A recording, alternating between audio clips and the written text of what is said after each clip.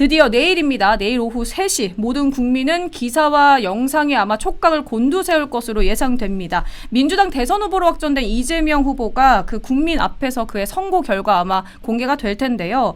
그 내일 선거 관련 질문을 하는 취재진에게 법대로 하겠죠라고 밝혔는데 조금 쎄합니다. 왜 이렇게 차분한 건지. 그러니까 내일 이재명 후보가 더 센 무기를 갖게 될지 아니면은 정치적인 갈림길에서 위기를 맞을지 궁금한데 어떻게 예상하십니까? 네, 일단은 그 대법원 홈페이지에 가면 네. 그 형사 사건을 5월 1일 날 하는 게 7건이 있습니다. 그중에 전원 합의체로는 유일하게 이재명 재판만 하는 거고요. 나머지는 형사 2부에서 대법원 2부에서 소부에서 하게 되는 것인데 이 사건 번호를 보다 보면 2025로 시작되는 것도 있지만 2021로 시작되는 것도 있어요. 뭐냐 하면 3, 4년이 묵혀있던 사건을 대법원이 선고를 하는 거죠.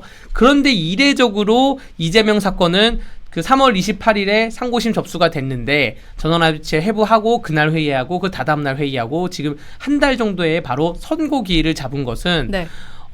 약간 두 가지로 해석을 할 수가 있습니다. 좀 긍정적으로 해석을 해보자면 여기서 가장 기다리는 사람은 지금 김동연이에요. 만약에 선고 기일이 다음 주였다. 뭐 5월 10일 대통령 등록인데 다음 주건 지나갔다. 5월 4일을 지나간다 그러면 김동연에게는 파기 환송이 나오던 파기 자판이 나오던 아예 기회가 없습니다. 네. 왜냐하면 본인은 공직자를 사퇴해야 되는데 사퇴를 못한 거예요. 그래서 지금 김동연이 이거를 엄청 기다리고 있는 사람 중에 한 명이라는 점이고요. 네. 여기에 대해서 뭐 가타부타 말이 많잖아요. 뭐 10일의 기간을 준 게 대통령 선거 등록하기 후보 등록하기까지의 11일 기간을 준 게 민주당이 그 후보 교체할 시간을 준 것이다. 맞아요. 뭐 예를 들어서 바이든 해리슨도 교체하는 과정에서 한 13일 정도 걸렸다. 뭐 그래서 충분히 가능하다라는 것인데 저는 대법원에 어제 대법원이 오후에 오후 5시에 발표하고 나서 얼마나 많은 언론인들이 또 정치계에서 대법원에게 전화 폭주를 했겠어요. 취재 폭주를 했을 텐데 그래서 대법원이 오늘 발표한 게 생중계하겠다. TV 생중계. 이게 시그널이에요. 역대 TV 생중계를 했던 재판에 통계적으로 분석을 해보면 파기환송이 엄청 많습니다. 예를 들어서 중요한 판례가 역대 무슨 뭐 혼외자 관련 뭐 이러한 그 상속 관련 문제에 대해서 하는 판례던가 혹은 뭐 정교조의 뭐 법에 무슨 인정하는 그런 판례던가 하다못해 여러분들이 기억하시는 게 삼성전자 그 이재용 당시 부사장 2017년에 네네. 파기환송했거든요. 그 파기환송도 그 TV 생중계를 한 거예요. 그러니까 TV 생중계를 한다는 것은 뭔가 바뀌는 거. 항소심 재판이 뭔가 바뀌는 게 TV 생중계인 거고요. 그래서 우리가 바라는 것처럼 이러한 형태로 파기 자판이나 파기 환송이 되면 거기에 따른 플랜을 짜야 되는데 가장 또 최악의 수가 상고 기각도 최악의 수지만 가장 최악의 수가 그 파기 자판을 하는데 100만 원 이하의 벌금으로 할 때 뭐 이럴 때가 네. 또 최악의 수고 뭐 너무 냉정하게 이런 여러 가지 루트를 보고 냉정하게 바라보고는 있는데 어쨌든 뭔가 날짜와 생중계는 뭔가 보수 쪽에 희망을 주는 시그널이고 네. 이재명이 그래서 만약에 이재명이 지금 캠프를 굳이 지금 임명을 막 안 해도 되는데 너무나 많게 임명하면서 지금 확장하고 있잖아요. 그렇죠. 이재명 계획은 그거죠. 파기 환송이 되면 나는 그래도 고등법원 파기 환송되면 다시 고등법원 넘어갑니다. 다시 대법원 넘어가서 몇 개월 걸려요. 나는 파기 환송이 돼도 이 대통령 후보직을 유지하겠다. 라는 게 이재명의 플랜이지 않을까 생각이 됩니다. 지금까지 이제 보수 지지자분들께서 그리고 저희 1탄뉴스 구독자분들께서 하신 말씀이 굉장히 기간이 너무 빨라도 빠르기 네. 때문에 너무 아마 빨라요. 이재명 후보를 좀 대통령 되기 전에 좀 사법 리스크 이런 것들을 털어주려는 건 아니냐 이렇게 했는데 만약에 변호사님 말씀대로라면 진짜 보수 분들께서는 좀 희망을 가질 만한 말인 것 같아요. 어떻게 보세요, 대변인님은? 이게 먼지를 털어서 날리기에는 이재명 후보의 사법 리스크가 너무 강해서 제가 볼 때는 그거죠. 그냥 아주 정무적으로 정치적으로 봤을 때 헌재가 이재명의 무죄를 다시 한번 확인해 준다. 어떤 이유가 있을까요? 개입하는 거잖아요. 그렇죠. 개입하는 거라 이재명 후보에게 날개를 하나 더 달아주는 건데 굳이 이게 633 원칙이 있잖아요. 네네. 633 원칙에 있어서 다 봤을 때는 1심 자체가 2년 2개월 걸렸기 때문에 이게 의미가 없지만 조희대 대법관이 얘기를 했으니까 633 원칙을 통해서 한다 했을 때 6월 말까지만 해도 3개월이거든요. 그렇죠.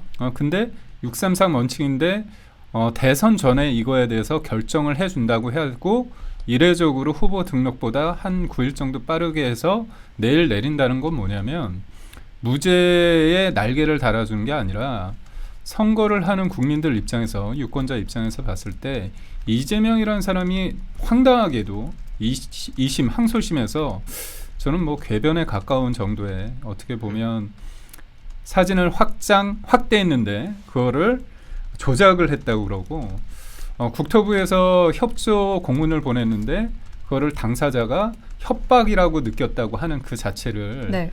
말이 안 맞죠. 왜냐하면 허위사실 공표죄 같은 경우는 공직선거법상 이거는 유권자를 속이느냐 유권자가 어떻게 느끼냐가 중요한 거예요. 수용자 관점입니다. 근데 2심은 항소심은 수용자가 아니라 지극히 이재명 당시 후보와 빙의가 돼서 네. 이 사람이 협박을 받았으니까 협박을 받았다는 어떤 감정의 영역으로 그거를 치환해버렸다는 거죠. 근데 더더욱 저는 이해가 안 가는 게 뭐냐면 그때 이재명 후보가 그렇게 얘기했어요. 직무유기 이런 거로 문제 삼겠다고 협박을 받았다. 이런 식으로 직무유기라는 용어가 나왔습니다. 네. 단순히 내 감정의 영역이 아니라 직무유기라는 어떤 법률적 용어까지 쓰면서 내가 협박을 했다. 그러니까 그쪽에서 안 해주면 직무유기 혐의로 문제 삼아서 협박했다 이런 식으로 얘기했기 때문에 이거는 사실의 문제다. 근데 다 사람들을 알아보니 국토부나 아니면 성남시나 그런 사람이 없었다는 거잖아요.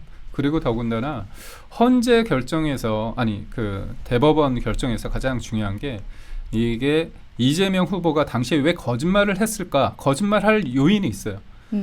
김문기 전 차장은 내가 김문기 전 차장을 몰란다고 했어야지만 대장동 의혹으로부터 자유로울 수 있었고 국토부의 이거는 제2의 대장동이라 불리는 백현동 그 옹벽 아파트 관련해서 원래 자기 측근이라고 하는 백인섭 씨 뭔가 이거 특혜가 있는 거 아니냐 그런 질문에 대해서 아니다.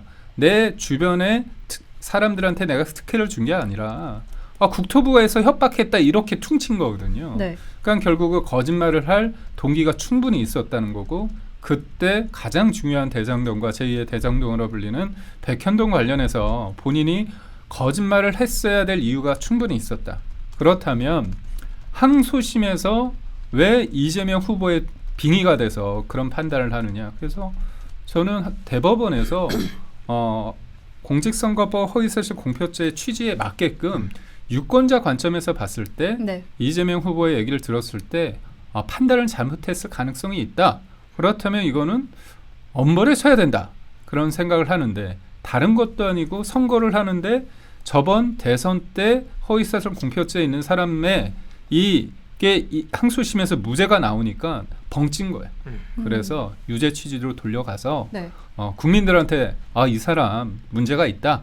그럼에도 불구하고 뽑고 싶으면 뽑아라. 하지만 문제가 있다는 거를 사법부에서 저는 보여준 그런 어떤 절실한 역사적 네. 소명이 있지 않을까.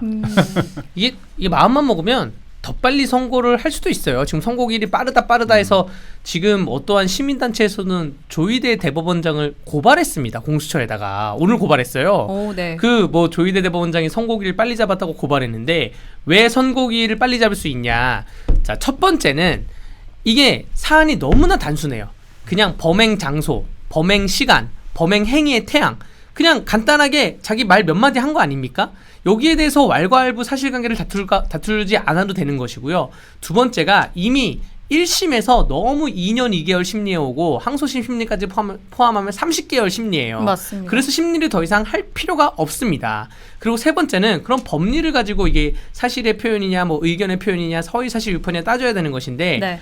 여기에 대해서는 이미 지금 현재 있는 대법관분들이 지방선거가 끝나고 그 다음 해에는 한 200건 정도의 공직선거법 사건이 대법원에 올라오고요. 총선 끝나고는 한 100건 정도가 올라옵니다. 네. 이미 그분들이 1년에 100건 넘게 몇백 건의 공직선거법 허위사실 유포죄를 해봤던 분들이기 때문에 법리가 확립돼 있고 여기에 대해서 위헌법률심판제청 신청도 헌법재판소에서 작년 6월에 이것도 많이 올라요. 많이 올라오는데 작년 6월에 또 못을 박았기 때문에 더 이상 우리가 보기에는 심리할 게 없다. 그냥 빨리 선고하자. 라는 것으로 시간은 충분히 빨리 잡을 수가 있고요. 사실 시간을 빨리 잡으면 선고 기각의 확률이 높긴 높습니다. 왜냐하면 판결문을 길게 안 쓰겠다는 거죠. 판결문을 길게 안 쓰고 그냥 원심 판결 뭐 상고 기각합니다. 한두 줄 쓰면 돼요. 그런 것인데 근데 근데 5월 1일을 굳이 잡은 거는 제가 네. 아까 말씀드린 5월 4일 기점 또 5월 3일 기점 등등에 비춰봤을 때 5월 10일 기점 등등에 비춰봤을 때 이거를 항소심 판결에 좀 변경을 주려는 게 아닌가라는 그런 생각도 좀 갖고 있습니다.